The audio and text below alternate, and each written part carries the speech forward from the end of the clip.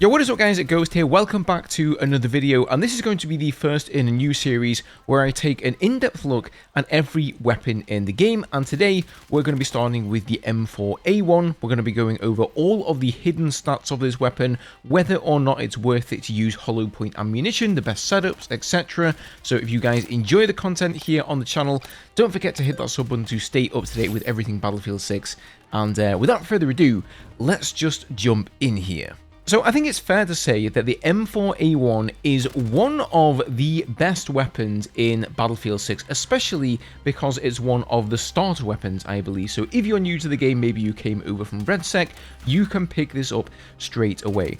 And there's a couple of reasons for it. First of all, it has a crazy 900 rate of fire. That paired with 25 damage, albeit only up to 10 meters, is an incredibly potent combo. It's got a pretty low, like sub 2-second reload time here, nice ADS speed with this build as well. So first of all, before we get into the nitty gritty and all of the details, let's just go over the build that I am running on this weapon. So let's talk sights. My favorite sight in the game is the Mini Flex. If you like 1.0 sights like I do, out of the three that are really available, I like the Mini Flex the best. You can use the OSA, but if we go into the test range real quick, I'm not a big fan because you'll see that a lot of the time the laser, which we're also going to be running on this weapon, obscures your view. And so for that reason, I generally just prefer going with the minifix. As you can see, it is raised up a little bit there. I then go with the green laser. If you want to go with the red laser, the only real difference is that, as it says here, that it is not visible to enemy soldiers, but the green laser does give you even more of a benefit to your hipfire. So because the green laser isn't like mega visible, like it only reaches about 5 or 10 meters in front of your soldier, I run with that. But if you guys want to go with the red one, feel free to do so. When it comes to the ammo, I just go with the standard. I don't really find it necessary to run the hollow point, and I will cover that in a little bit more detail later on in the video.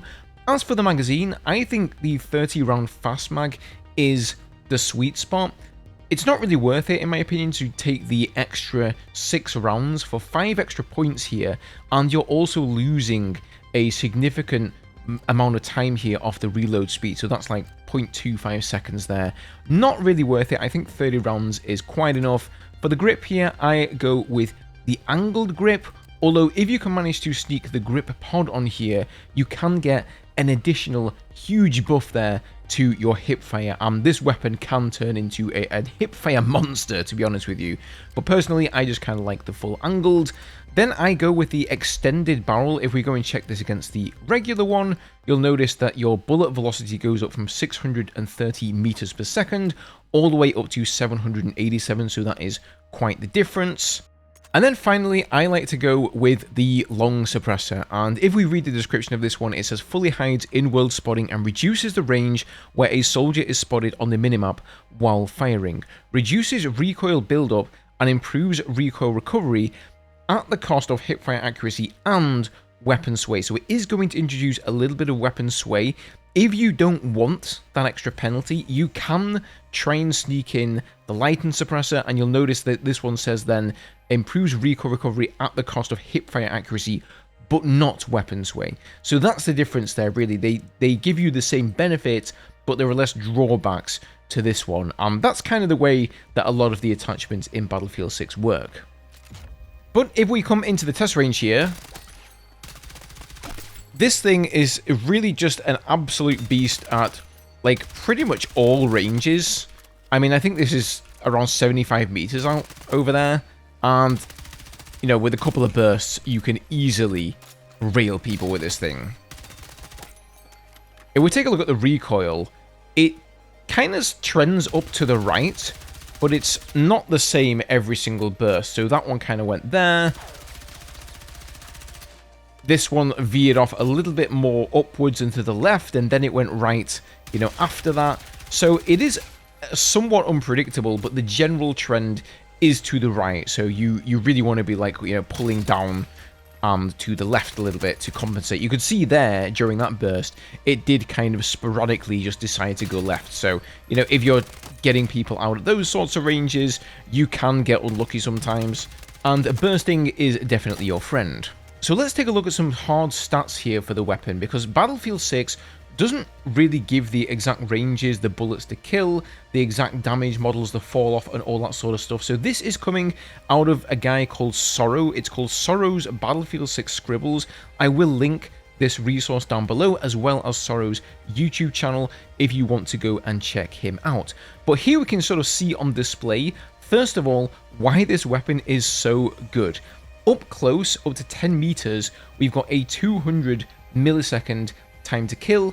That climbs to, it looks around 270, 80 out to 20 meters, and then up to around maybe 320 or 30, all the way up to 75 meters. So definitely a very solid competitive weapon here. Again, comparatively, you can see that it's 4 bullets to kill to 10 meters, then it goes up to 5 bullets up to 20 meters, and then 6 bullets to kill all the way from 20 meters to 75, at which point it starts to increase. But to be honest, you're probably not going to be using this weapon anywhere, vastly beyond 75 meters. Now, a lot of you are wondering, is it worth taking the hollow point ammunition? If you recall, it costs 20 points to take that, so you're really going to have to make a big concession either on your magazine or your suppressor or your grip in order to work that into your configuration. But what you can see in these 3 bottom charts is the difference in bullets to kill based on how many headshots you're getting. So this is with 1 headshot here, and you will notice that if you score a headshot, it is the exact same amount of bullets to kill, no matter if you have the regular ammunition or the hollow point ammunition, or even if you score all body shots. So what this chart is telling you is that if you only score 1 headshot, it is not going to do anything on this weapon.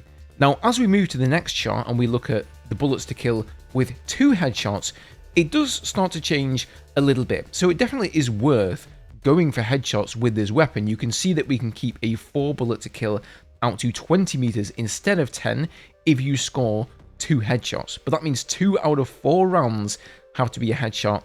And similarly here, you can keep a 5 bullet to kill if you get 2 headshots out to 35 meters instead of 20 meters. After that though, things sort of start to converge here from 35 meters all the way up to 75. So at these sort of more medium ranges, it's not worth going for headshots at all, because if you need to be scoring more than 2 headshots in a spray, as we can see in the 3rd graph here that has bullets to kill with 3 headshots, you have to hit 3 out of 5 headshots in order to really properly reduce the bullets to kill.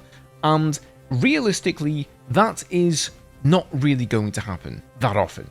And then, of course, another takeaway you will notice from these stats is that the 1.34 regular headshot multiplier lines up exactly in every single chart with the hollow point ammo with the 1.5 times. So it is literally, pretty much useless taking the hollow point ammunition for this weapon at all, except this little range here, above 75 meters, if you hit 2 headshots, you can keep 6 bullets to kill for a couple of meters more, but I would say that is definitely not worth it. But overall, I have to say the M4A1 is just one of my favorite weapons in Battlefield 6. I know it's kind of annoying because it's become this almost like a meta weapon within the game.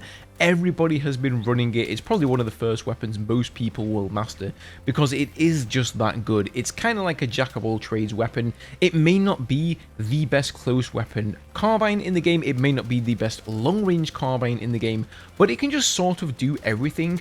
And it's just a very iconic weapon on top of that as well. So guys, I definitely recommend giving the M4A1 a look. Let me know which weapon you'd like to see me cover in the next guide. There are a lot on my list right now. A few of my favorites are the AK-4D, aka the G3, just one of my fan favorite weapons there, I think. A lot of the assault rifles as well have really started to come into their own recently with the significant changes to the spread in the game, or the dispersion, or the bloom, or whatever you want to call it. There are more changes coming to recoil, spread, and bloom as well in the future in the next patch on the 18th. So I think things could change even more in that regard, and we may see some big changes there to the PDW specifically. So Let me know what you guys think below. As always, if you want to stay up to date with everything Battlefield 6, hit that sub button, leave a like if you guys enjoyed the video, and I will see you all in the next one.